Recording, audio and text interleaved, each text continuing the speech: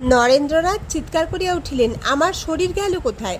তাহার চিৎকার শুনিয়া বুড়ো গোপাল ছুটিয়া আসিলেন এবং বলিলেন, কেন নরেন, এই যে তোমার শরীর।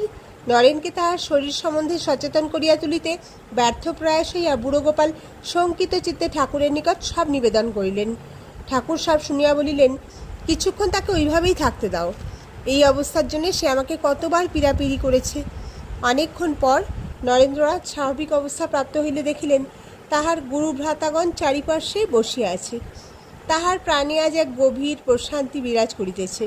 তিনি যখন ঠাকুরের সন্নিধানে আসিলেন এবং ঠাকুর তাহাকে বলিলেন, মা তোকে সব দেখালেন, কিন্তু তোর এই উপলব্ধি এখন চাবি দেওয়া থাকবে। চাবি আমার কাছে রইল, এখন তোকে কাজ করতে হবে। যখন আমার কাজ শেষ হবে তখন আবার চাবি খুলব।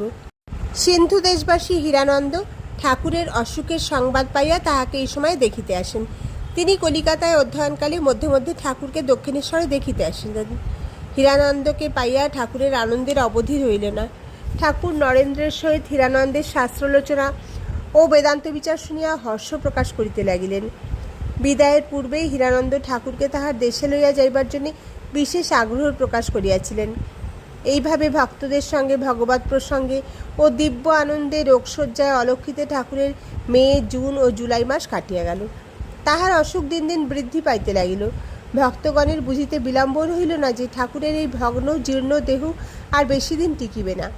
কিন্তু এত দুর্বলতা সত্ত্বেও ভক্তগণের আধ্যাত্মিক কল্যাণ সাধনে ঠাকুরের বিন্দুমাত্র বিরক্তি বা বিরতি নাই।